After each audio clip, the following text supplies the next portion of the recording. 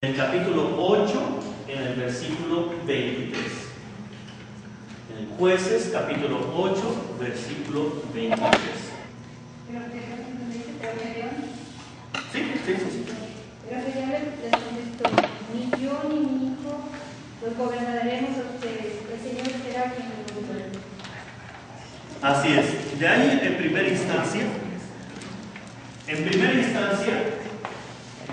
está una aseveración antes de que suceda la monarquía, antes de que sucedan los reyes, y entonces hay una aseveración de: ni yo ni mis hijos vamos a atrevernos a reinar sobre ustedes. ¿Por qué? Porque solamente Dios que reina sobre ustedes. Es otra postura. Aquí en esta otra parte hay otro grupo de personas. No solamente los identifiquemos con el reino del norte, es prototipo del reino del norte, pero esas mismas personas y esa misma lectura, habían algunos del reino del sur. Lo que hay son dos posturas.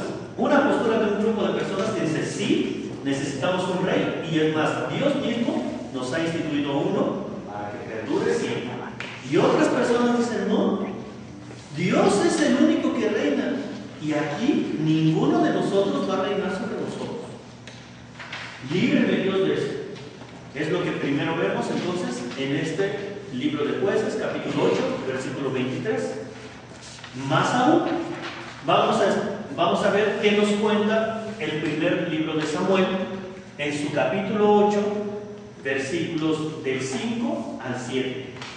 Es en esa misma línea, en otro momento histórico, pero también refleja el espíritu del reino del norte, en donde dice: nada, rey solamente Dios, reyes aquí nos van a meter en problemas. Entonces, si alguien tiene por ahí ese pasaje, de favor, 1 Samuel 8, 5 a 7.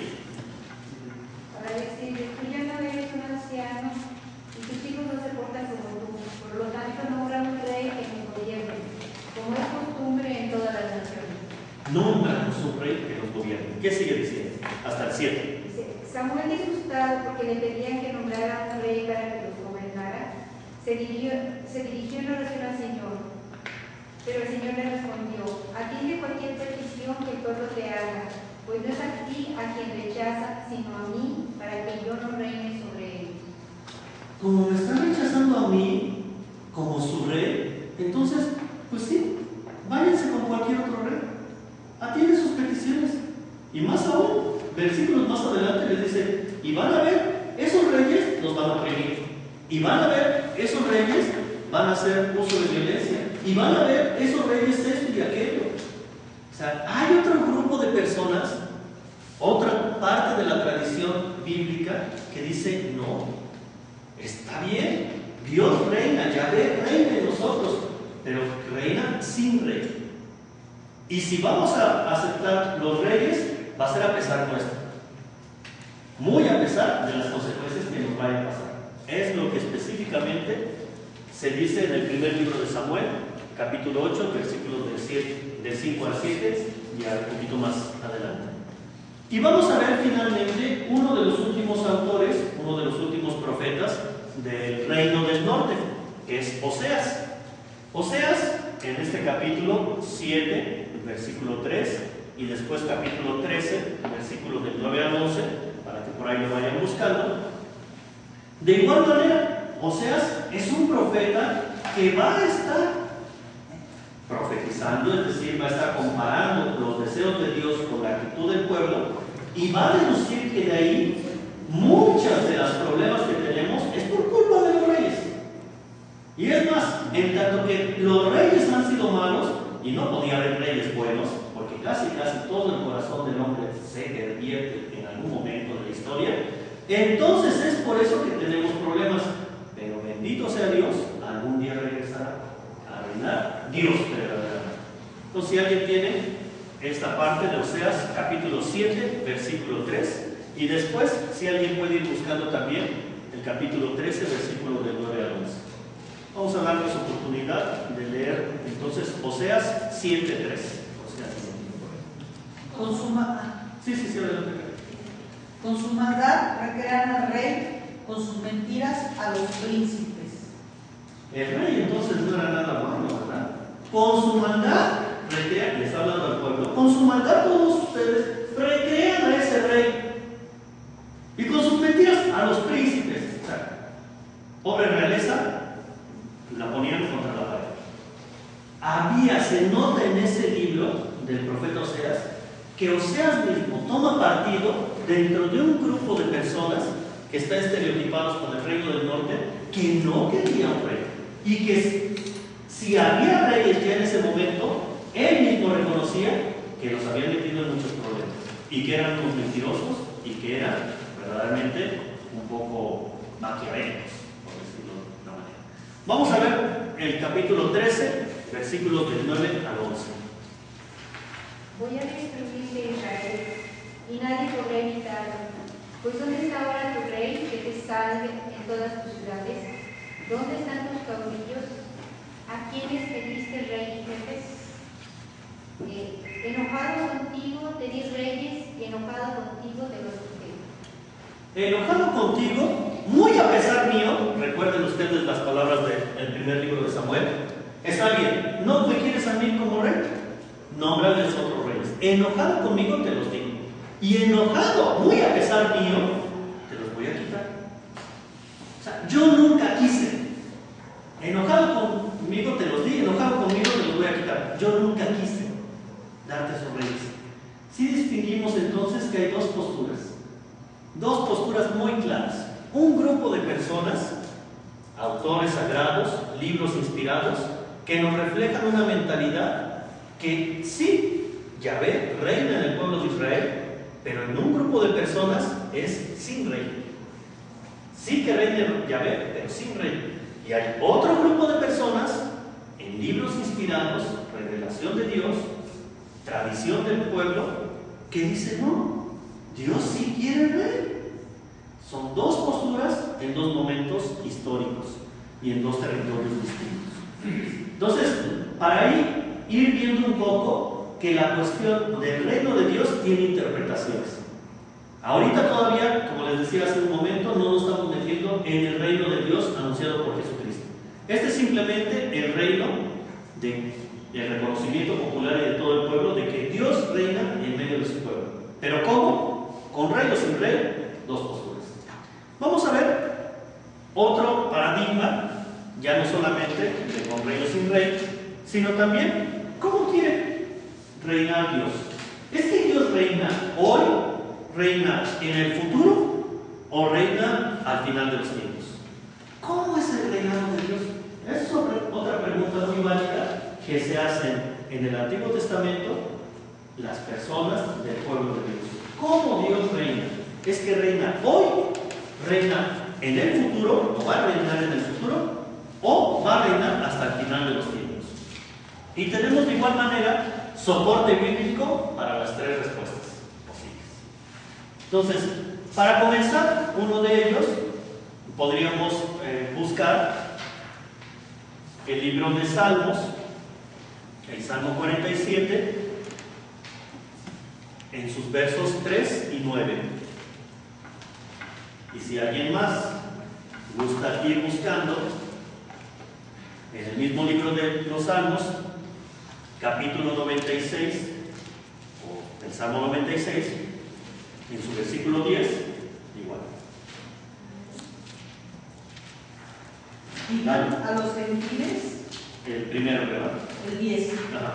Digan a los gentiles, Yahvé es rey, el orbe está seguro, no vacila, él gobierna a los pueblos rectamente. Él gobierna, tiempo presente, Él gobierna a todos los pueblos, aquí y en todo su territorio. Gobierna a todos los pueblos. ¿Alguna otra de los salmos? El otro salmo, 3:9, del versículo 3 y el versículo 9. Porque Yahvé, el Altísimo, es terrible, rey grande sobre la tierra toda. Reina Dios sobre las naciones, Dios sentado en su sagrado trono. Es un hecho fehaciente, Dios está reinando, y está reinando sobre todas las naciones. Yahvé reina en toda la tierra, no solamente en un pueblo, en toda la tierra. Entonces, hay una convicción de algunos autores sagrados, de algunos libros inspirados, que tienen esa certeza. Dios reina ya aquí y reina en todos lados, en toda la tierra. Se puede corroborar también con Jeremías 17, pero bueno, en síntesis, se dice que en el libro de los Salmos, a lo largo de todo el libro de los Salmos, esta es la postura que es más privilegiada. Yahvé sí reina, y reina aquí y ahora, y reina a lo largo de toda la tierra. Esa es una postura.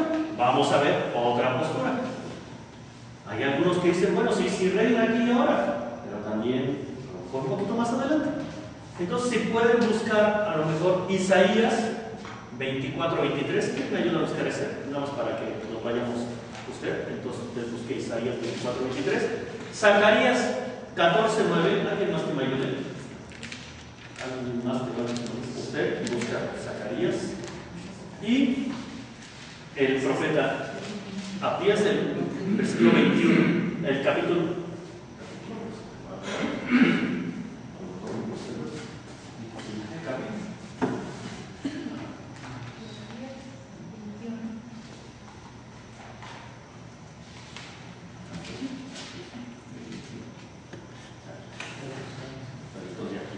Pero vamos a empezar entonces por Isaías. Isaías 24-23. La luna se sentirá frustrada y el sol quedará avergonzado cuando reine Yahvé Sebaot en el monte Sión de Jerusalén y su gloria presida a sus ancianos. Entonces, ahí ya no está en tiempo presente, ¿verdad? Cuando reine, lo manda hacia el futuro. ¿Y dónde va a reinar?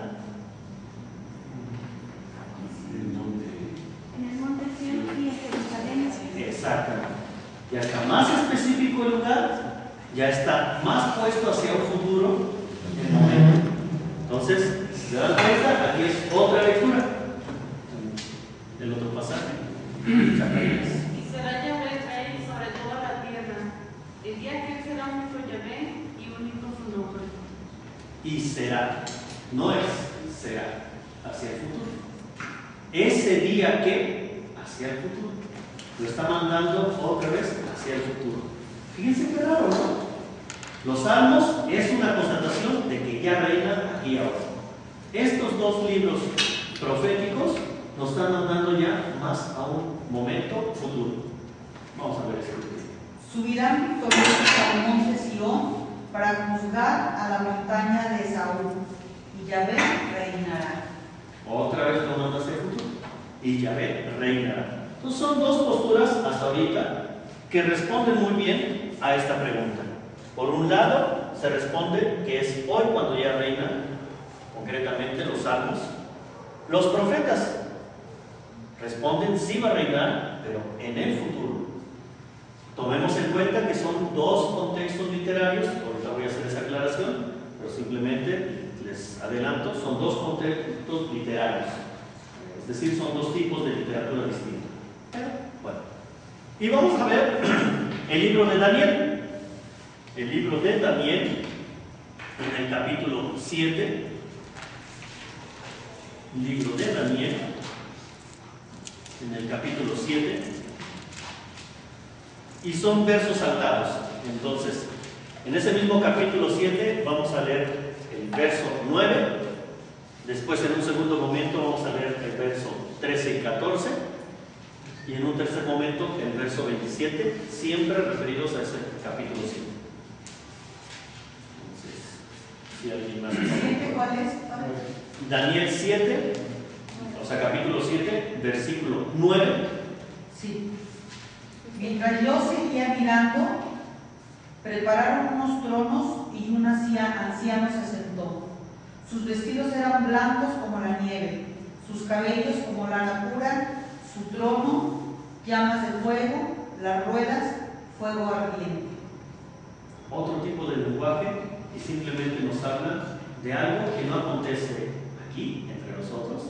Es un lenguaje que nos habla de algo que acontecerá, no sé en dónde, porque sus mismas palabras es como algo que no logra percibir bien el autor sagrado y dice, sí, eso va a pasar. Hay un anciano que se va a sentar con sus vestiduras blancas, pero como no sé dónde, no sé cuándo, pues bueno, lo narra de una manera más alegórica, como otro tipo de literatura. Vamos a ver, para complementar esa idea, los versos 13 y 14. Por aquí creo que lo tienen. Yo seguía mirando y en la visión nocturna vi venir sobre las nubes del cielo alguien parecido a un ser humano que se dirigió hacia el anciano y fue presentado ante él. Le dieron poder, honor y reino, y todos los pueblos, naciones y lenguas le servían. Su poder es eterno y nunca pasará, y su reino no será destruido. Nuevamente, es un lenguaje que no se sabe cuándo pase, dónde pase. Es una visión que se tiene y que se sabe que nos habla ya ahí. Es un texto muy importante que se utiliza para el cristianismo. Nos habla de la referencia al Hijo del Hombre. Al Hijo del Hombre nos habla ahí y ya sabemos si algo distinto. ¿Cuándo va a pasar? No sabemos. ¿Cómo va a pasar? No sabemos, pero lo matizamos con ese lenguaje alegórico que nos hace sentir que sí va a ser real, pero que no sabemos cuándo, ni cómo. Y finalmente terminamos con el verso 27 del mismo Daniel 7. Y el reino y el imperio y la grandeza de los reinos bajo los cielos todos serán dados al pueblo de los santos del Altísimo. Reino eterno es su reino, y todos los imperios le servirán y le obedecerán. En algún momento ese reino se le dará a todos los elegidos, a todos los santos, a todos los predestinados a él.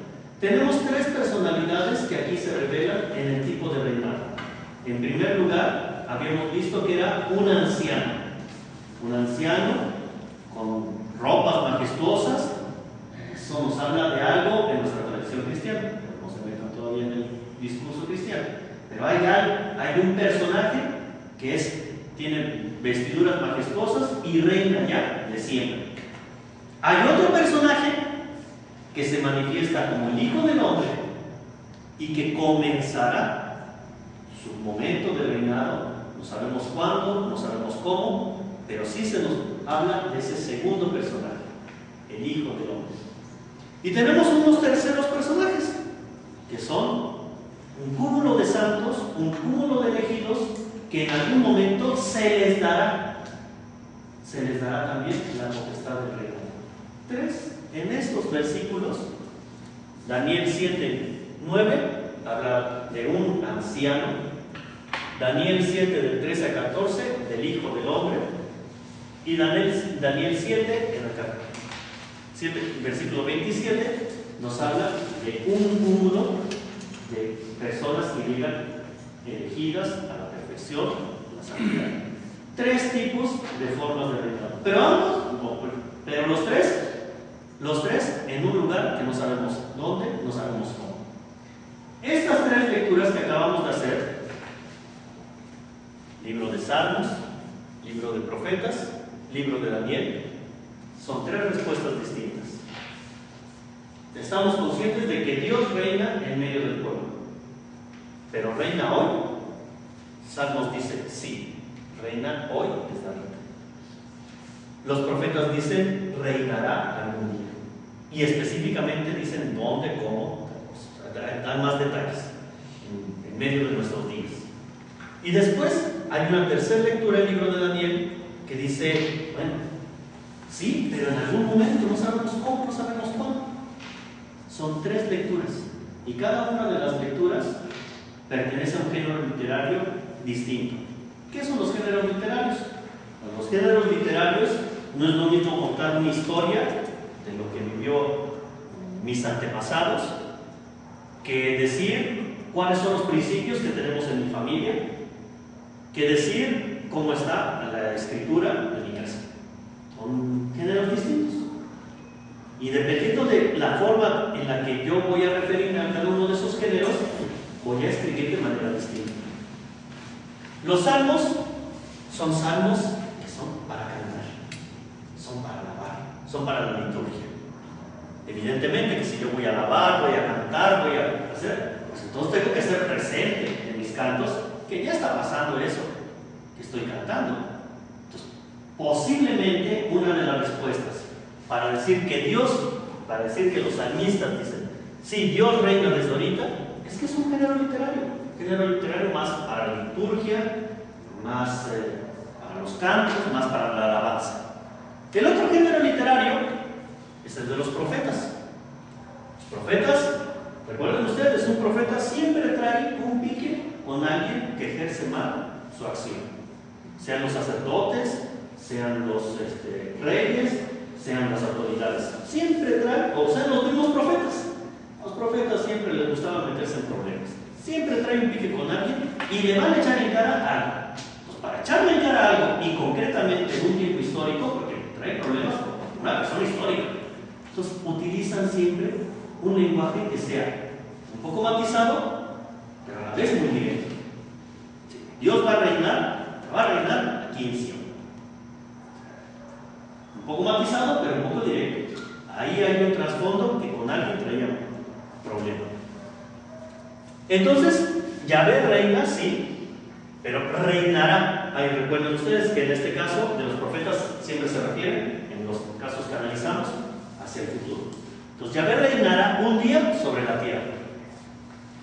Ya como que es otro tipo de respuesta, otro tipo de lenguaje profético. Y finalmente, el libro de Daniel es un género que se llama escatológico. Es decir, es un género que es del final de los tiempos. ¿Qué pasará en el final de los tiempos? Ni yo ni nadie sabe. Eso no nos corresponde saber a nosotros, dice el Señor. ¿Qué pasará al final de los tiempos? No se preocupen ustedes, ni a ustedes ni a mí nos corresponde. Solamente Dios sabe eso. Pero sí hay literatura que nos habla de ese final escatológico. Y es uno de los ejemplos, el libro de Daniel. Por eso es que su literatura es como enigmática, como llena de simbolismo, como que hay un monstruo de tantas cabezas y piernas de esto. ¿Y ustedes de dónde se debe haber sacado eso? Es simbólico todo.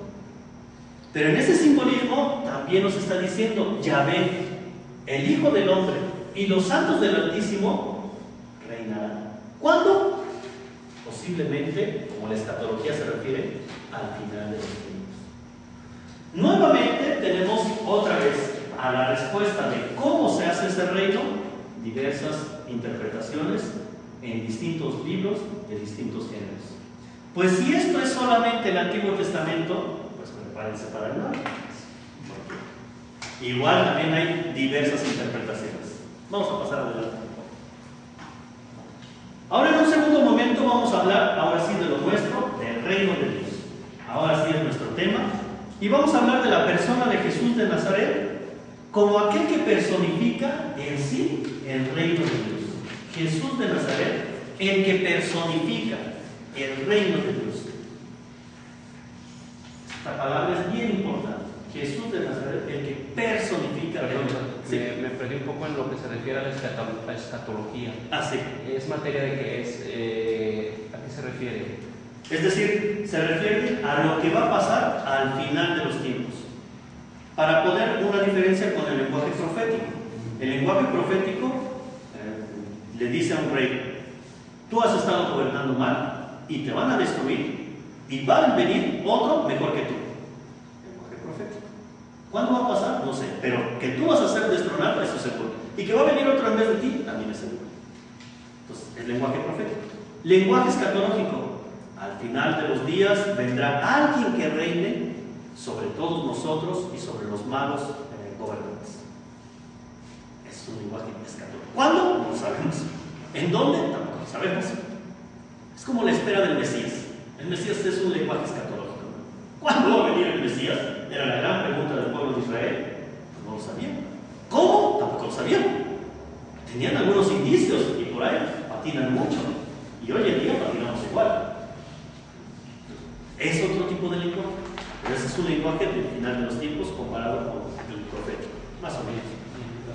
Sí. No sería como ya fuera de los tiempos. Exacto, ya en la culminación, cuando este mundo se cae. Ya está fuera del tiempo. Exacto. Exactamente. Entonces, en este segundo momento vamos a hablar entonces de Jesús, aquel que personifica el reino de Dios. Esto es bien padre, porque vamos a hacer una distinción en unos momentos, pero la palabra que me gustaría que subrayaran todos es personificación. La personificación es verdaderamente algo central en el misterio del Nuevo Testamento, en el misterio de Jesús. Jesús es quien personifica. Vamos a pasar a la materia. ¿Qué claves de comprensión puede tener este reino de Dios? Podemos tener 3 claves de comprensión. Podemos pensar que el reino de Dios lo podemos agotar desde la doctrina. Es decir, les voy a proporcionar algunos datos a ustedes para que puedan identificar cómo es el reino de Dios, qué virtudes tiene, qué características tiene, dónde va a estar. Doctrina. ¿Qué otra clave de comprensión podemos utilizar para el reino de Dios? La lucha. Y cuando digo de lucha, era en verdad lucha. Los celotas del tiempo de Jesús eran personas que no se tentaban el corazón. Y a punta de espada llegaban y decían: yo estoy convencido de esto y a fuerza de espada vamos a ganar. Hay una lucha. ¿Por qué? Porque me guía el reinado de mi Dios. Y tengo que instaurarlo ya aquí y ahora. Y eso me corresponde a mí. Y si tengo que emplear la fuerza, no importa. Hay 2 lenguajes aquí que ya entran entonces para comprender el reino de Dios. Podríamos ir con la doctrina, podríamos ir con la lucha. Es simbólico o es inconsciente que haya utilizado esos colores, pero no importa. De cualquier manera, son como que más o menos eso para mí. No voy a decir de qué partido soy yo, porque y entonces tenemos la otra parte, que es la de la persona. La persona que ahí sí, en el reino de Dios, personifica. La persona, Jesús mismo, es la personificación del reino de Dios. ¿Alguien quiere saber cómo es ese reino de Dios? Tenemos que voltear a Jesús. Es que Jesús nos da especificaciones. El reino de Dios tiene que tener artículo primero otra cosa, artículo segundo otra cosa, parágrafo 1, parágrafo 2. Si hay caso de A y con A contradice B, entonces C. No. Jesús muestra el reino de Dios en su persona. Ahí está la complejidad y la facilidad para saber cómo es el reino de Dios. Todos nosotros somos cristianos y hemos visto las personas de Jesús desde pequeñitos, con historias apropiadas para nosotros. Hemos crecido y nos hemos enfrentado a otro tipo de Jesús, un Jesús histórico, un Jesús que se nos revela más en ciertos aspectos. Crecemos más y pasamos por el momento de la juventud y enamoramos la bandera del Jesús luchador y que revolucionario y tal cosa. Pero gracias a Dios, como bien si algún político por ahí, quien sigue siendo revolucionario a los 35, pues es que algo le pasó mal. Llega un momento en el que se acaba lo revolucionario, tenemos que sentar cabeza. Entonces llega otro momento en el que pues no, ya nos estabilizamos más y en la doctrina es lo que nos da estabilidad. La mayoría de nosotros como adultos estamos en ese momento. Buscamos estabilidad, buscamos algo que nos dé soporte. Ya eso de andarle buscando a Robin Hood, eso ya no. Como que ya le buscamos por otro lado. Nos institucionalizamos más. Pero al final de cuentas, los 2 tipos de lectura tienen que hacerse desde una perspectiva de la persona de Jesús. La persona de Jesús. No hay un código que nos haya dejado el Señor Jesús, tal cual, como una estructura de código que nos diga, esto es el reino de Dios. Pero tampoco el mismo Señor Jesús se animó a hacer una revolución en el sentido estricto tipo celotas. Tampoco iba por ahí su onda. Iba más en la parte de la persona. Y persona no significa espiritualización. Y por tan no significaba espiritualización que el pobre Jesús terminó de una manera muy desagradable. ¿Por qué? Porque a alguien sí le incomodó su mensaje. Entonces vamos a pasar con estas claves de comprensión, subrayando principalmente esta de la persona como clave interpretativa a la siguiente diapositiva. Si nosotros quisiéramos saber cómo es el reino de Dios, El reino de Dios está ya aquí. Ya está aquí presente ese reino de Dios anunciado por Jesús. ¿Cuándo? Cuando Jesús se hace solidario de publicanos y pecadores. Como el que da un banquete, llama a los mendigos y a los desamparados a la mesa. Como el amor del Padre recibe de nuevo al hijo pródigo, al hijo perdido. Como el pastor va en búsqueda de las ovejas descarriadas. Como la mujer busca la moneda perdida. Como el patrón paga a los trabajadores que han sido contratados los últimos todo el salario completo, aun cuando se haya contratado el último. Así va Jesús a los pobres para otorgarles el perdón. Porque precisamente de esos pobres, ellos son los que tienen el reino de Dios. Tienen a Dios por rey. Por eso es que yo les decía que el núcleo de nuestra exposición el día de hoy pues no es desconocido para nadie. Todos nosotros sabemos esto desde el principio. Todos nosotros desde que empezamos a crecer, pequeñitos, lo sabemos perfectamente. ¿Dónde está presente el reino de Dios? Lo hemos repasado una y mil veces a través de esas parábolas, a través de muchas enseñanzas, y lo sabemos de memoria. El reino de Dios está a través de todos estos. Ahora bien, pues como que no me convence del todo. ¿Ustedes sí les convence? Porque, pues ahora sí, como dirían los justos en tiempos de Jesús, pues yo no soy publicano, y gracias a Dios porque yo no soy tan pecador. Entonces, pues si yo no soy así, pues tampoco es para mí ese reino. Porque ahí les he subrayado con amarillo, pues puras fichitas de la sociedad. Y parecería ser que para ellos está hecho el reino. Es que así es que estoy interpretando correctamente. ¿En qué me estoy equivocando? Es verdad lo que tenemos enfrente, pero ¿por qué es verdad? ¿Cuál es la lectura correcta? ¿Por qué el Señor Jesús es más? Ya vamos a revelarnos bien. ¿Por qué el Señor Jesús le dio el reino de Dios que nos lo merecemos nosotros justos, que hemos hecho tanto sacrificio por portarnos bien? ¿Por qué se los fue a dar a esos que se portaban mal? ¿Qué sucedió en la tierra en que hay que trabajar? La tierra que hay que trabajar. Buena interpretación, buena interpretación. El reino de Dios es la tierra en la que hay que trabajar. No lo había pensado, pero se me hace buena interpretación. Interesante. ¿Qué otras interpretaciones le suscitan esto? Porque yo sí estoy enojado con eso. ¿Qué le pasa? Oye, yo he hecho un esfuerzo, por favor, para estar metido de fraile. ¿Qué me pasa? Ahora que me digan que no. Si los pobres sacerdotes y profetas del Antiguo Testamento les va como en feria, bueno, ya que me espera a mí, ¿no? ¿Cuál es la interpretación que hay, el sentido último de las palabras del Señor Jesús, por las cuales el Señor Jesús escoge a estos y no a nosotros?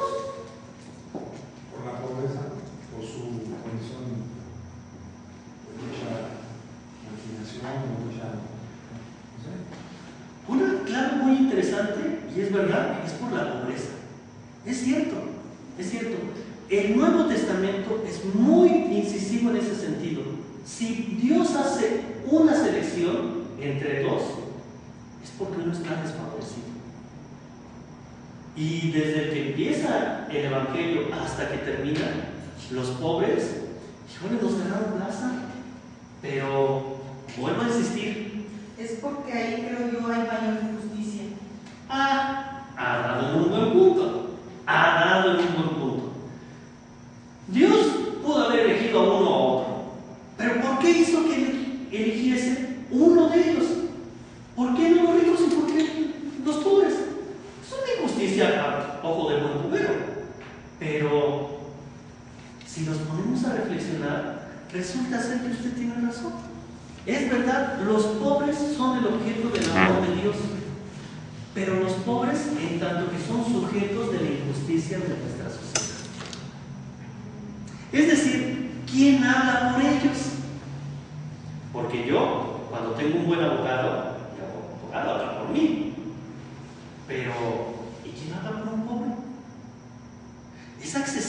sistema de justicia en cualquier país para una persona pobre, marginada.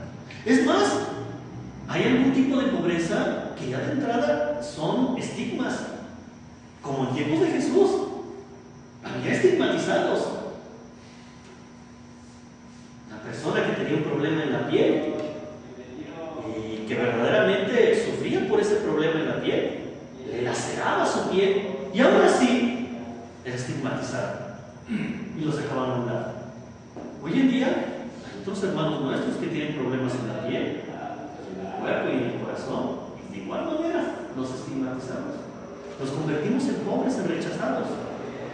Por esa razón, no porque hayan, es verdad, a lo mejor cuando nosotros caemos en pobreza, cuando nosotros caemos en miseria, cuando nosotros nos equivocamos, a lo mejor sí, yo en parte tuve la culpa para equivocarme, pero esa parte de culpa que yo tuve, viene una avalancha aquí, de una avalancha social, religiosa y demás aspectos que me hunden.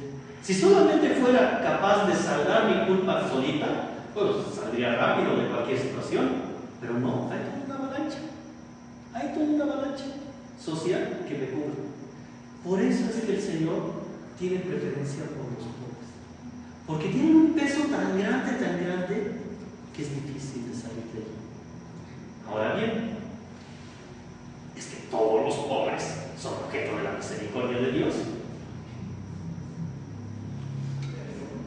Sí, o sea, porque es eso que mencionó, que viene a liberar, viene a instaurar un reino de justicia y de libertad, o sea, viene libertad. Ha tocado usted dos puntos importantes: justicia y libertad. Interesante. ¿Cómo hacer pasar? Ustedes saben muy bien, como yo lo sé, ya que somos un poco adultos, y yo todavía no soy muy adulto, todavía me encuentro muchas cosas. Pero ustedes que me llevan algunos años pueden saber perfectamente bien que la pobreza no tiene nada más un matiz, tiene muchos matices, Quien es pobre económicamente, a veces, por azares del destino, tiene una familia desintegrada. Por azares del destino, tiene problemas para conseguir un trabajo. Por azares del destino, tiene un problema de salud. Por azares del destino, súbele. No hay un tipo de pobreza. La pobreza tiene muchos matices. Y en tanto que tiene muchos matices, hay muchos tipos de pobreza. Y nosotros, ¿saben qué? Entramos ahí. Porque de la pobreza poco se sabe. Yo diría, nadie. ¿Quién se salva de la pobreza? Algún tipo de pobreza llevamos allí. Y ahora sí. En tanto que yo me reconozca pobre, en tanto que yo reconozca mi pobreza, que sí debo de tener, en ese momento yo me hago acreedor a esta salvación. Es lo genial del reino. Eso es lo genial. Los pobres no son los otros. Hay pobres, pobres, tienen muchísima más miseria en su corazón que yo, pero yo también lo pongo. En el reino de Dios, uno tiene que levantar la mano para decir: esta es mi pobreza, Señor. Súplela, dignifícala, transfórmame. Eso es lo bello del mensaje de Dios. Reconocer, que nosotros seamos capaces de reconocer cuál es nuestra pobreza. ¿Qué tipo de pobreza vivimos nosotros? Alguna vivimos. La pobreza, les puedo decir, tiene muchos matices. Algún tipo de pobreza vivimos nosotros. Y cuando descubramos nosotros cuál es el tipo de pobreza, en ese momento ya entramos aquí. Y en ese momento el reino es para nosotros. Para poner solamente este momento conclusivo, solo los pecadores, y los pecadores entramos todos, que tienen conciencia de grandes pecados, ahí no entramos todos, pueden medir qué es lo que significa el perdón del pecado y la bondad de Dios. Dos frases bien importantes. Solo los pecadores, somos todos, no hay nadie excluido de ahí, pero aquí viene una condicionante: solo los pecadores que tienen conciencia del grande pecado. Para poder salvar, o para poder nosotros hacernos acreedores al perdón de los pecados, pues tenemos que reconocer que hay un pecado y vamos por ahí, ¿no? Si no, pues no lo necesito. Y partimos del hecho de que alguna cosa y alguna pobreza y alguna miseria llevo yo en mi corazón. Pero hasta en tanto no lo reconozca yo, y algo que no nos gusta reconocer, primero de que todos somos pecadores, eso sí, no hay problema. Algún defecto debo de tener. Soy muy bueno, pero algún defecto debo de tener. Eso no hay problema para decirlo. Pero especificar el gran pecado que yo llevo, eso me puede llevar un poco más de tiempo. Porque no es tan evidente a mis ojos. Y tan no es evidente a mis ojos que cuando voy a confesarme, pues confieso siempre lo mismo. Es que me enojo mucho, es que me peleo en mi casa, es que discuto esto, es que no soy caritativo, es que esto y aquello. Y esos son nuevos pecados que no creo. Pues no, o sea, todavía no vemos realmente cuál es nuestro pecado. Cuando veamos realmente cuál es nuestro pecado, obtendremos el perdón de Dios de ese pecado. Todos los demás, pues bueno, si queremos seguir confesando está bien, pero no creo que haya mayor materia ahí. Si hago una gran teóloga que aún da clases en el Ibero de la Ciudad de México, Bárbara Andrade, el pecado es pecado perdonado. Es decir, quien tiene conciencia de pecado no tenga duda, ya su pecado está perdonado. Pero el gran problema es ser consciente del pecado. Pecado es pecado perdonado, dice Bárbara Andrade en sus cursos. Pecado es pecado perdonado. ¿Es verdad? Es decir, solamente cuando nosotros somos conscientes del pecado que tenemos en nuestro corazón, en ese momento ya la libramos, porque el reino de Dios es de nosotros. Y la misericordia de Dios para nosotros. Ya la libramos. Sí. Es muy difícil teniendo una estructura de pecado. Para salir de la estructura de pecado es el problema con el reino. Exacto. Una de las razones por las cuales nos es difícil reconocer cuál es mi falta, cuál es mi pecado, cuál es la miseria que llevo en mi corazón, es que hay una superestructura, diría Carlos Marx, hay una superestructura que de repente nos hace olvidar las cosas. O sea, de repente la superestructura nos dice, no, si es normal, ya sabes falta, o al contrario, tú eres libre, toma tú tus decisiones, adelante, no, pero está permitido, no hay problema. Hay una superestructura que a veces nos hace ver las cosas de distinta manera.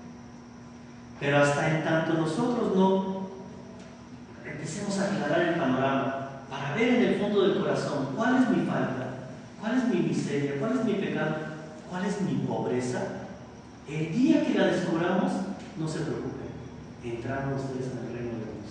Porque cuando ustedes la descubran, Dios mismo en ese instante la perdona. En ese mismo instante la perdona. Y entonces, ahora sí, solo los pecadores que tienen conciencia de los grandes pecados pueden medir qué es lo que significa el perdón de los pecados y la bondad de Dios. Y la bondad de Dios. Pecado perdonado es descubrir la bondad de Dios. Y todos nosotros en algún momento de la vida lo hemos descubierto. De repente, cuando yo sé que cometí una falta grave, y bueno, pues me armo de valor porque ya lo reconocí, y llego pues, con la persona que ofendí y le digo, discúlpame, fíjate que pues la verdad es que sí la regué. Te falta respeto. En ese momento ya estoy haciendo acreedor a un perdón. ¿Por qué? Porque yo lo estoy reconociendo. En ese momento yo voy a descubrir si la otra persona me concede su perdón y si Dios mismo me concede ese perdón, en ese momento yo voy a descubrir una bondad que no va a caber en mi corazón. No cabe en el corazón. Cuando nosotros ofendimos a alguien y recibimos de ese alguien el perdón, decimos, gracias. Yo pensé que nunca me ibas a perdonar. Y como me perdonaste, me has hecho el hombre o la mujer más feliz. No cabe en el corazón esa gratitud. Y eso sí es conversión. Eso sí sí es conversión. La conversión que en este tiempo de Cuaresma estamos tratando de buscar y llegar a ella y convierte y creen en el Evangelio, no lo vamos a lograr hasta en tanto nosotros, como personas limitadas, no reconozcamos nuestras miserias propias que llevamos en el corazón. Cuando reconozca mi pobreza, se va a dar esa conversión. Indudablemente. Indudablemente. Entonces, este simplemente es como que el contenido de ese mensaje del reino de Dios, que les vuelvo a repetir, no es desconocido para nadie, todos nosotros hemos crecido en él y lo sabemos, que a veces se nos pierde un poco de vista, es verdad. Vamos a pasar a la siguiente.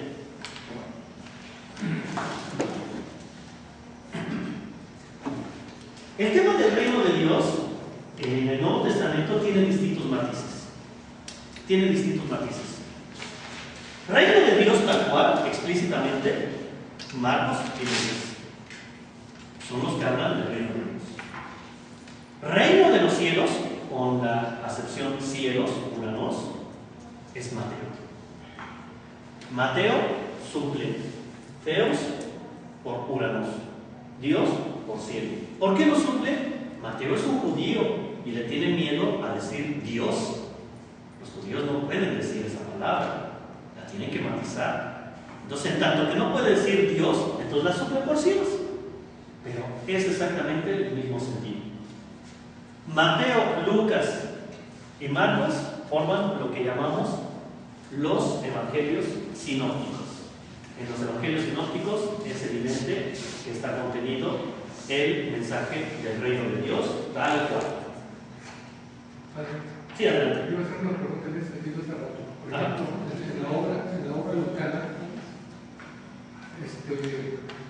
se hace patente el trabajo que hace Lucas con respecto a Marcos. Y la pregunta va en el sentido de hecho también en la diapositiva previa aparecían varias citas alusivas a Lucas. La opción por los pobres, en el sentido de que Lucas era un griego culto y era al mismo tiempo pagano convertido. Entonces el reino de Dios, para quienes estaban en su momento haciendo la locución o la proclamación,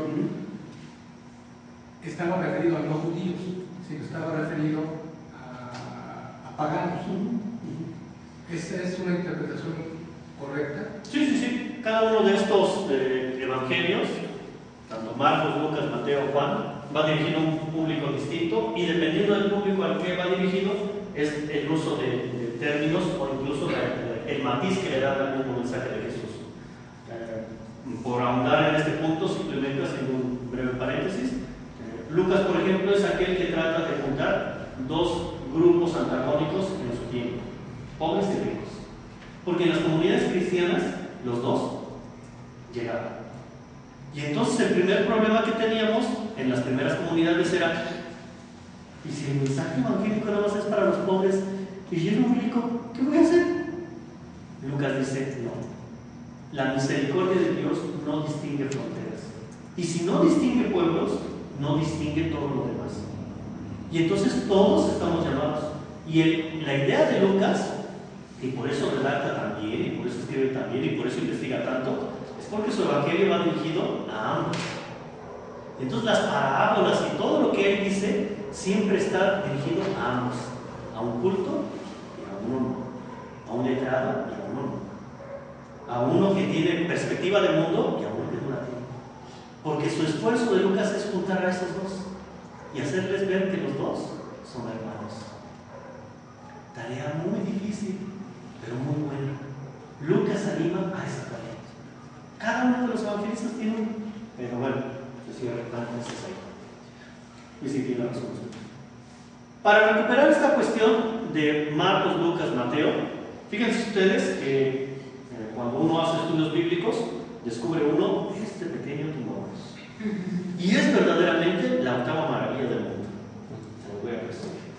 Entonces, en este pequeño es una concordancia del Nuevo Testamento y es una concordancia. ¿Qué es una concordancia? Una concordancia es donde nosotros podemos encontrar una palabra. A ver, reino de Dios, por mencionar. Bueno, entonces busco reino, busco la palabra del reino y veo en dónde está nombrado esa palabra en todo el Nuevo Testamento. Entonces aquí puedo ver en donde dice agua, en donde dice luz, en donde dice Jesús, en donde dice todas las palabras que hay en el Nuevo Testamento están aquí en concordancia. Y entonces fíjense ustedes que cuando nosotros buscamos reino de Dios, entonces la entrada, que es basileia, que es reino, nos da varias acepciones. La primera acepción que nos da es reino de Dios tal cual. Basileia ton teum, reino de Dios. Y la segunda acepción que nos da es reino de los cielos. Basileia ton uranos. Son las dos acepciones. Y entonces aquí nos marca cuáles están en qué lugar y cuáles están en otro. Y resulta ser que, como ahorita se los voy a pasar a ustedes, el punto 1 de Basileia ton teum solamente está principalmente en Marcos y en Lucas. Y el nombre de Basileia ton uranos, reino de los cielos, está principalmente en Mateo.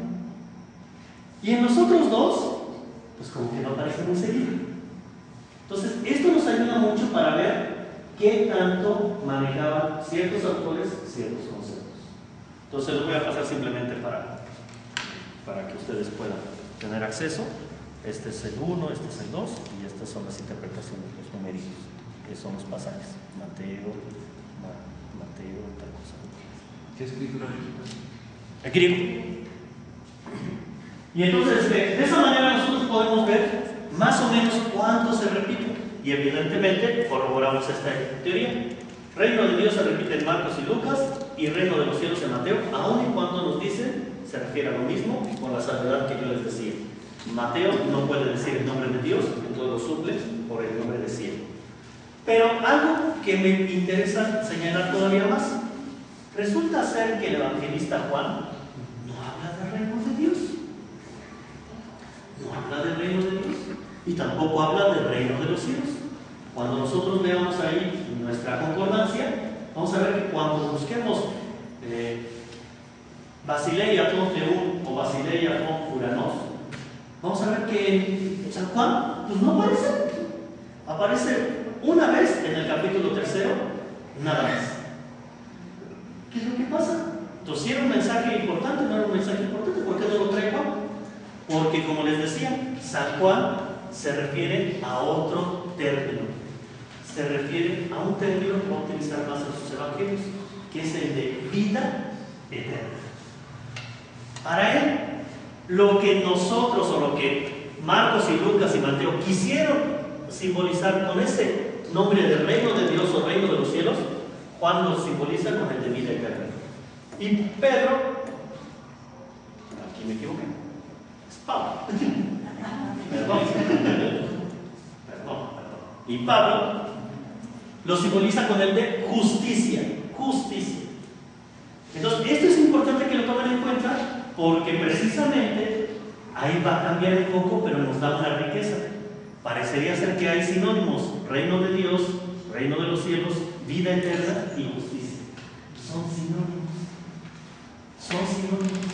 Porque recuerden ustedes, yo les decía, reino de Dios es el núcleo del mensaje de Jesús. Entonces, si el núcleo del mensaje de Jesús es reino de Dios, esa palabra, entonces, ¿cuál es el núcleo del mensaje de Juan? ¿Y cuál es el núcleo del mensaje de Pablo? Justicia. Y de esa manera nosotros podemos descubrir para uno o para otro autor sagrado qué es lo que les importaba más. Pero a la vez nos ayuda a enriquecer el contenido del reino de Dios. El reino de Dios está íntimamente entrelazado con la justicia y el reino de Dios está íntimamente entrelazado con la vida eterna. Esa es la riqueza que nos dan estas concordancias. Poder hacer este juego para buscar un poco más de interpretaciones. Vamos a darnos la oportunidad de avanzar un poquito.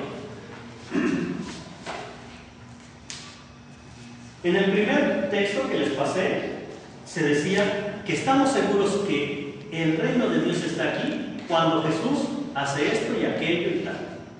En este hay un pequeño matiz. Así como el reverdecer de la higuera es un signo de la proximidad del verano, así los acontecimientos presentes revelan la próxima irrupción del reino de Dios. El reino de Dios no solamente estaba ahí cuando Jesús lo hacía presente, sino el reino de Dios también, y otra vez volvemos a jugar con esta palabra, está en el futuro. Revelan la próxima irrupción del reino de Dios. Ah, caray, no que ya estaba aquí. Pues sí, pero también está en el futuro. Porque el reino de Dios comienza a estar en la persona de Jesús, pero tiene su planificación, como nos dice San Pablo, cuando ese reino de Dios se haga todo en el cuerpo de Jesús. Y el cuerpo de Jesús somos la iglesia. Por eso es que se maneja este doble lenguaje. El ya, pero todavía no. Lenguaje escatológico, otra vez. Ya, pero todavía no. El reino de Dios ya se hizo presente en la persona de Jesús cuando Él tuvo compasión de los pobres, cuando Él fue a buscar a las ovejas perdidas, cuando eso, cuando aquello. Pero el reino de Dios va a venir algún día cuando nosotros, todos enteros, podamos, como la higuera que reverdece, en algún momento se anuncia que ya viene el verano. Pero el verano todavía va a tardar un poquito en llegar. La conclusión de ese verano, la conclusión del reino de Dios, nos pertenece a nosotros. Es la contraparte, la contraparte de ese mensaje. El reino de Dios ya está aquí, pero el reino de Dios todavía viene. ¿Cuándo? Cuando llega el reino de Dios, los hambrientos quedan saciados. Si ustedes todavía encuentran un hambriento, el reino de Dios todavía no llega. Los tristes quedan consolados. Si ustedes se encuentran un triste, todavía no ha llegado el reino de Dios.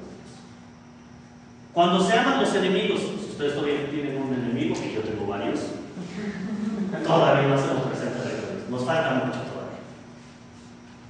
Entonces, en ese momento, cuando llegue el reino de Dios, el juicio se hará sobre los hambrientos, a los que les dimos de comer, sobre los sedientos, a los que les dimos de beber, sobre los forasteros que nosotros acogimos, sobre los desnudos que nosotros vestimos, sobre los enfermos y sobre los encarcelados que asistimos.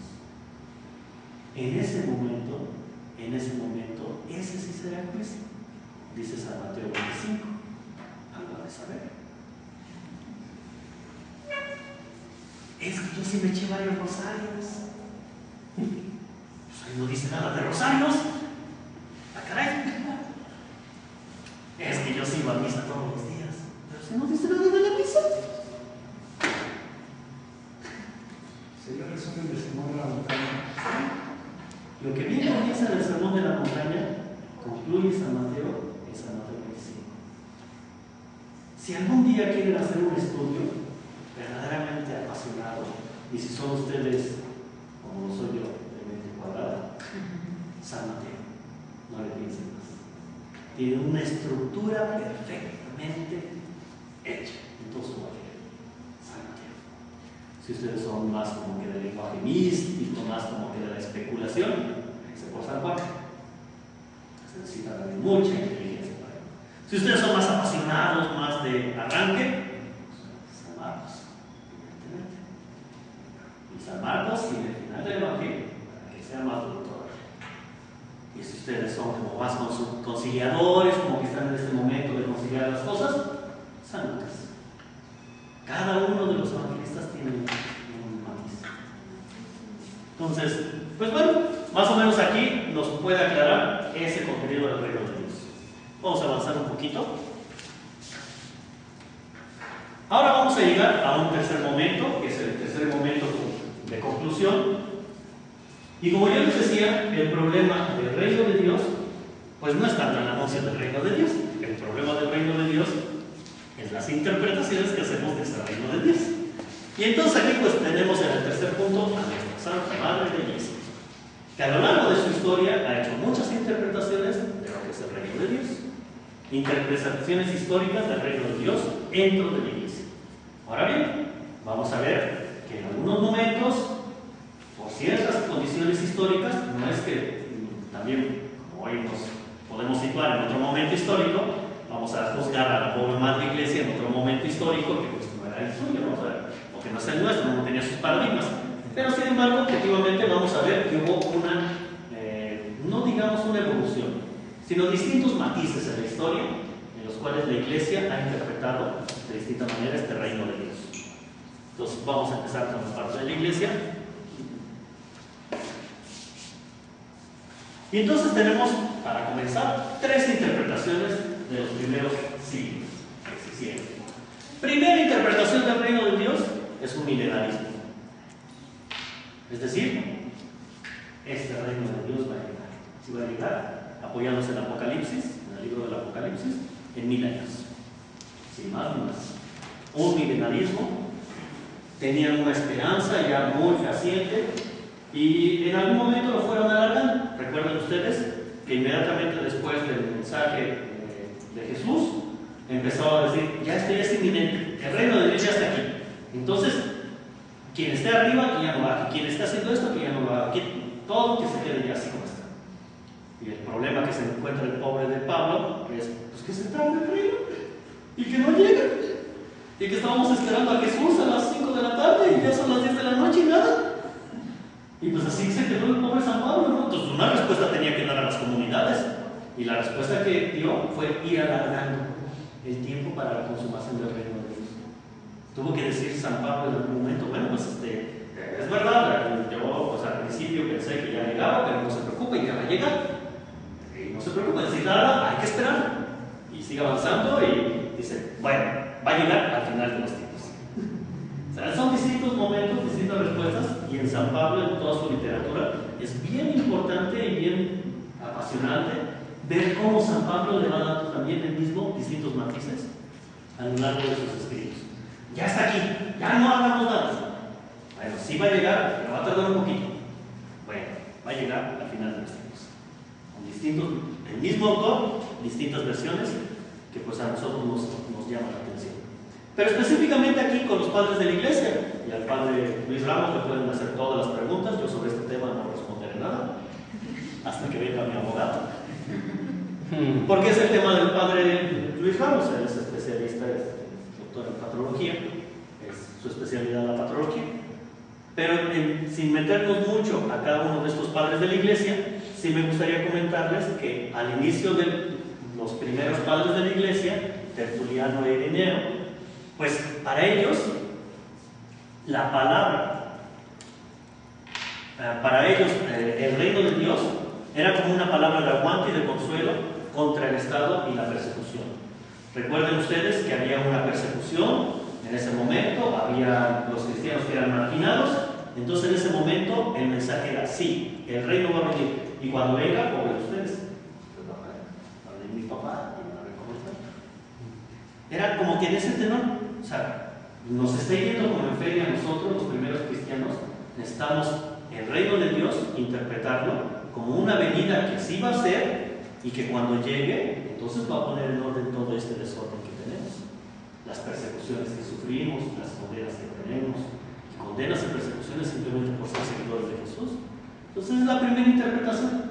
El reino de Dios iba a venir y cuando venga pondrá orden entre nosotros.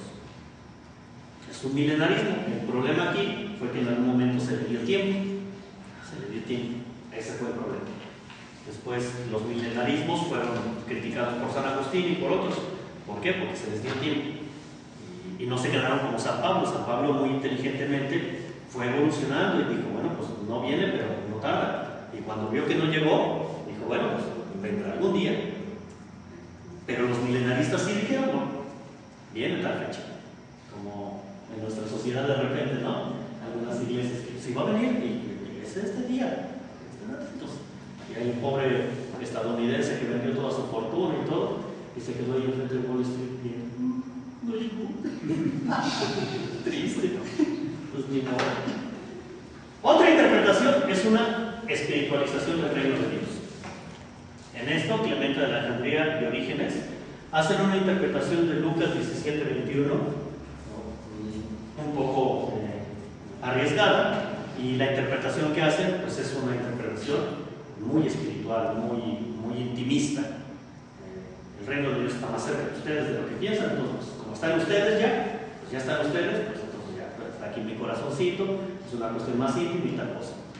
El hombre puede esperar por su esfuerzo. El reino de Dios, el hombre lo puede esperar por su esfuerzo de perfección. De mí depende la venida del reino de Dios. De mí depende la realización de ese reino de Dios. Es otra lectura más en el plano espiritual, más en el plano íntimo. De mí depende.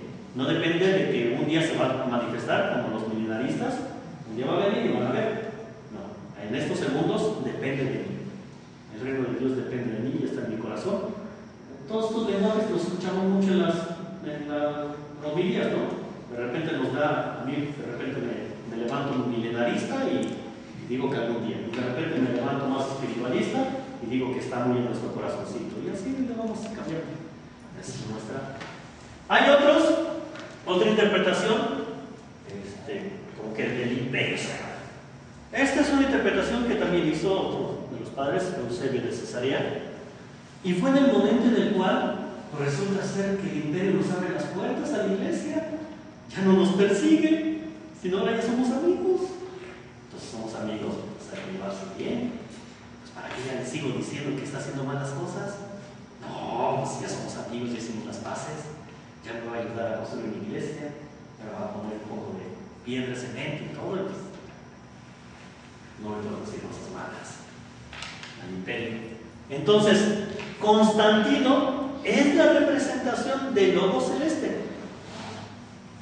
Muy platónico esto, pero Constantino el emperador es la representación del lobo celeste para impulsar el reino. Se reconoce que las autoridades de ese tiempo son, en su medida de degradación, en su medida, son cada una manifestación del único Rey y Señor, pero reciben una encomienda, pues gobernar bien, instaurar la paz y todo eso. En la medida en la que ellos hacen eso, pues instaura el reino de Dios. Eso es otra interpretación. Y si ustedes se fijan, también en algún momento, a mí me encuentran como que muy del Sacro Imperio, y un día en la homilía también digo lo mismo, ¿no? Sí, aquí digamos por nuestros gobernantes, pues para que nuestros gobernantes pues busquen la paz de todos y verdaderamente pues sean conocidos de Dios. Vamos matizando nuestro lenguaje dependiendo de las circunstancias. El cristianismo igual. El cristianismo también matiza sus lenguajes dependiendo de las circunstancias. ¿Esté bien o está mal? No voy a hacer juicios. Simplemente digo que las condiciones históricas van cambiando y la interpretación de ese reino de Dios también. Entonces, para hacer más o menos un cierre de estas tres interpretaciones, en la primera, el reino de Dios sí va a venir aquí y cuando venga, va a juzgarnos a todos. Y van a ver cómo está. Segunda interpretación, el reino de Dios depende de mí, está en mi corazón y depende de mí construir. Interpretación más intimista. Tercera interpretación, el reino de Dios lo está haciendo posible que el emperador, en tanto que el emperador pues está haciendo y está construyendo la paz dentro de su imperio. Tres interpretaciones hasta aquí ahorita. Otras tres interpretaciones. Y comenzamos con el maestro por excelencia. Después de Santo Tomás, claro está. San Agustín. San Agustín es el maestro por excelencia. Un padre de convento que fue muchos años maestro de novicios. Nos decía, cuando estábamos nosotros jovencitos en el noviciado, nos decía: hijos, ustedes no se preocupen, nosotros en la orden de predicadores somos más seguidores de Agustín que los propios agustinos. Sí. La realidad, el trasfondo por lo que lo decía él, es porque reconoce que San Agustín es un maestro. Es un maestro. San Agustín nos da lecciones para todo. Apasionante leerlo, es muy buena lectura para la cuaresma. Entonces, San Agustín, entre otros escritos, pues tiene este escrito de la ciudad de Dios. Y en este escrito de la ciudad de Dios, San Agustín presenta dos características. La primera característica en síntesis, presenta mucha riqueza, pero en síntesis, el reino no es una realización intramundana. Y con esto va en contra de las relaciones iglesia-estado. En este sentido, lo explico. El reino no es una relación intramundana, es decir, no se va a votar en la iglesia ni en el Estado. Por eso hace otra aseveración, para matizar esta parte. La ciudad terrena no es el Estado, y la ciudad de Dios no es la iglesia. Recuerden ustedes que su obra se llama La ciudad de Dios. Entonces, en un momento dado, nosotros nos podemos ir con la idea de que va a hablar de la ciudad de Dios, va a hablar de la iglesia. No, así dice. La ciudad de Dios no es la iglesia, pero tampoco la ciudad terrena no es el Estado. Y en tanto que no son, entonces no se vale hacer esta relación entre iglesia y Estado. El reino de Dios, reafirmando esta primera postura, el reino de Dios no es una realización intramundana. Y aquí entonces sí me gustaría recuperar hacia ustedes esta tercera postura en la temporalidad. El reino de Dios, sí es cierto, como dice Jesús, ya está aquí, en tanto que yo lo hago presente, en tanto que la persona de Jesús nos lo muestra, pero todavía no está en plenitud, en tanto que falta una parte que no pertenece aquí. San Agustín dice que en la ciudad terrena le corresponde a todos los que pertenezcamos a esta ciudad terrena, nos corresponde luchar por la paz libre de guerras. Y a los que pertenezcamos a la ciudad de Dios, nos corresponde luchar por la paz, que es orden. Orden, entendido en todas partes, orden. Pero dice, yo no me puedo decir que pertenezco a una o que pertenezco a otra. Estoy pasando. Y en tanto que estoy pasando yo, también la iglesia está pasando. Y también el Estado está pasando. Entonces, por eso no hay una equiparación entre iglesia y Estado. Es un buen acierto que tiene Agustín, porque de esta manera, al no equiparar las cosas, permite siempre el efecto sorpresa de esperar algo más de la consumación del reino al final de los tiempos. Entonces, es una lectura muy interesante, se podría ir. Hay otra lectura que es fascinante, no es muy ortodoxa, pero es fascinante y tiene un gran peso en la historia de la iglesia. Joaquín de Fiore. Joaquín de Fiore es un monje que de repente se le ocurre decir y hablar de las tres edades. Dice que hubo una edad del Padre, otra edad del Hijo y otra edad del Espíritu Santo. Y que Él hace realidad, a través de lo que Él mismo está instaurando y está viendo, la tercera edad, la edad del Espíritu Santo. Y en esa tercera edad, en tanto que el Espíritu Santo lleva a su plenitud las otras edades, dice Joaquín de Fiore, en ese sentido, entonces, los que vivamos, pues, Joaquín de Fiore, según esta tercera edad, pues somos los que hacemos posible el reino de Dios. Y después, pues bueno, ya las interpretaciones que hacen de Joaquín de Fiore les llevan a decir, pues bueno, la tercera edad, la edad del Espíritu, adivinen en quién se hace realidad. Se están quemando. No, se están quemando. Y entre más me acerque a ustedes, se queman más. Los más viejos, los más... ¡Ah, no! No, tercera edad. Primera edad, edad del Padre. Segunda edad, edad del Hijo. Tercera edad, edad del Espíritu Santo. Dice Joaquín de Fiore, estamos en la tercera edad. Y estamos en la tercera edad porque se hace evidente en alguien. Y entonces les digo que cuando me acerco a ustedes se están quemando, porque quien se hace presente en la tercera edad son en las órdenes mendicantes, franciscanos y dominicos. Y entonces Joaquín de Fiore dice, estos son la verdad. Son la edad del Espíritu. Son las órdenes que están renovando la iglesia, porque ustedes saben que en ese momento, en el momento en que surgen franciscanos y dominicos, la iglesia estaba en un momento de crisis muy fuerte, en un momento de antitestimonio, de antievangelio. Había mucha riqueza acumulada ya en la iglesia, y pues evidentemente que cuando uno entraba a la vida de la iglesia, pues se volvía uno príncipe. Él daba uno lo de todo el cúmulo de años. Y entonces surgen estas dos órdenes, que son órdenes mendicantes. Y su principal función es pobreza y humildad. Pobreza, mendicantes, son órdenes mendicantes. Pobreza y humildad. Y estas primeras órdenes, en sus primeros años, como todo, ya después de tiempo, pues ya nos vamos haciendo mañosos. Pero en primera instancia, eran verdaderamente ejemplares. ¿Sí? En primera instancia eran ejemplares, porque vivían verdaderamente la pobreza, la humildad y la sabiduría. Todo lo vivían. Entonces Joaquín de Fiore no le cabía duda. La tercera edad, el reino de Dios estaba ahí, ya lo estaban viendo, eran esas órdenes. Y toda la iglesia estaba llamada a hacerse de la misma manera. El impacto que San Francisco tuvo en la iglesia no tiene punto de referencia. Fue mucho. ¿Por qué? Porque San Francisco lo que hace es gritar dentro de la iglesia: yo soy seguidor de Cristo, porque soy pobre. ¿Por qué entro en esta paz de armonía de la cual nos decía San Agustín? Reconstruye esta paz de orden. Todos son mis hermanos. Y no solamente es el lenguaje poético, es real.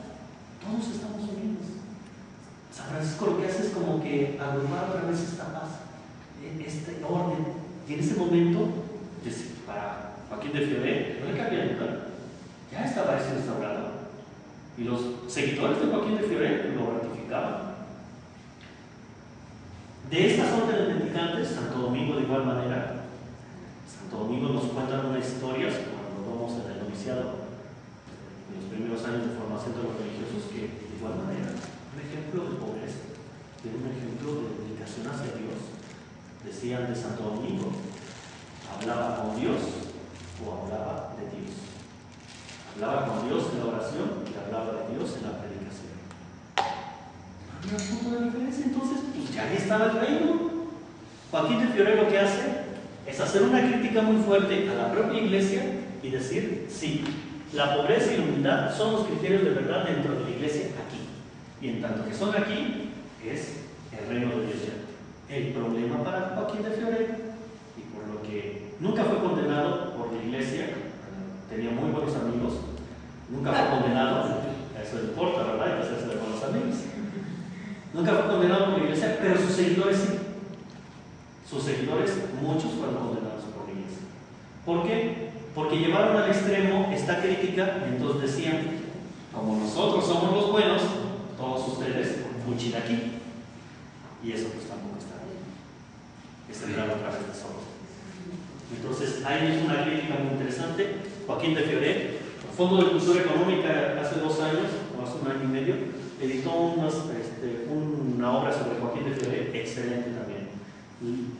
El influjo que ha tenido Joaquín de Fiore desde la Edad Media hasta los días de hoy en los distintos autores. Y verdaderamente es de sorprenderse. Es muy interesante si alguna vez quieren hacer una lectura de esas bonitas.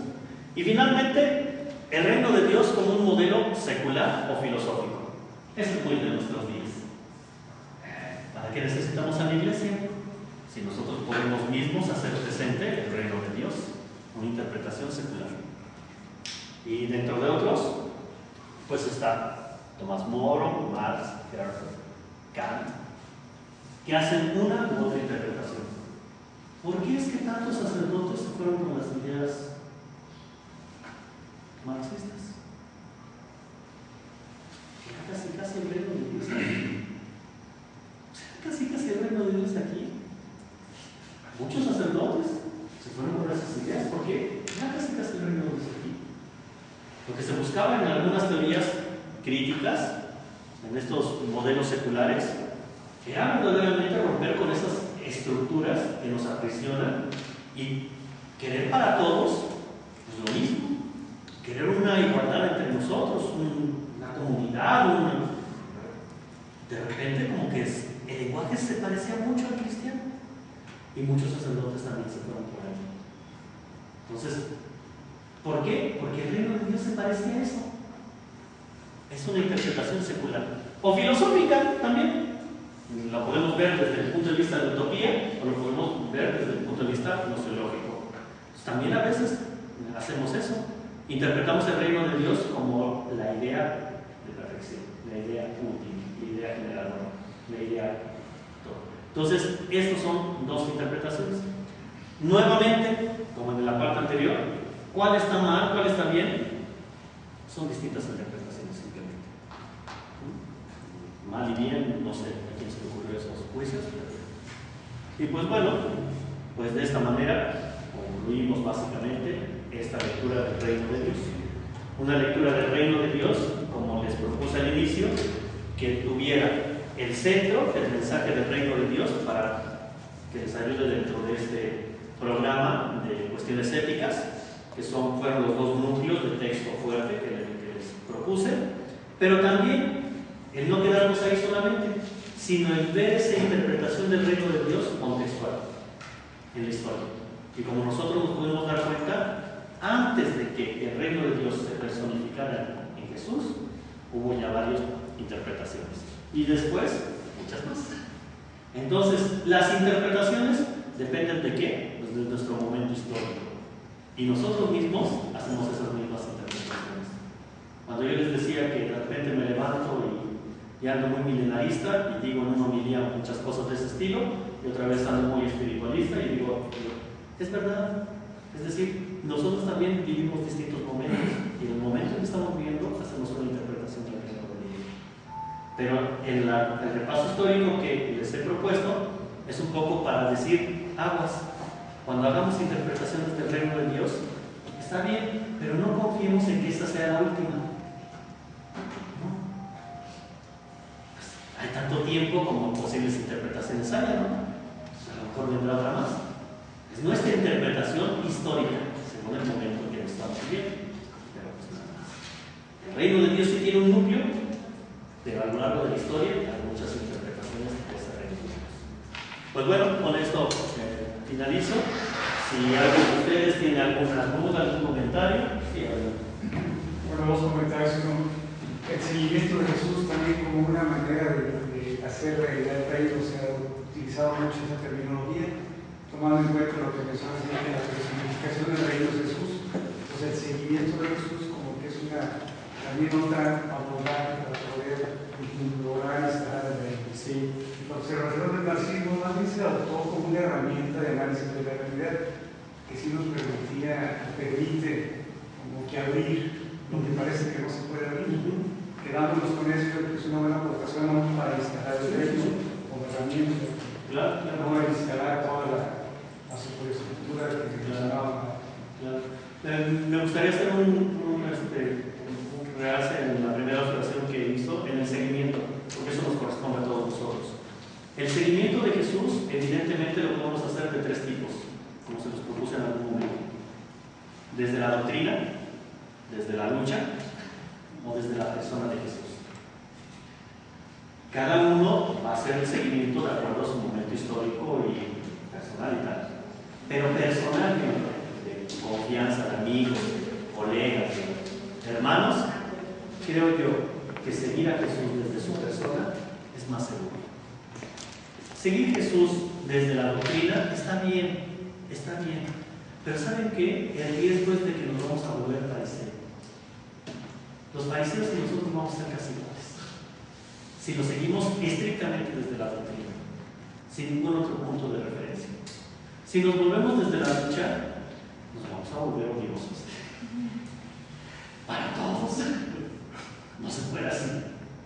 Seguirlo desde la persona de Jesús nos hace como que tener un equilibrio. Descubrir la persona de Jesús es accesible a todos nosotros y es momento de meditación y tal. Estamos en la cuaresma, tenemos oportunidad para encontrarnos en la persona de Jesús. Es importante que lo hagamos.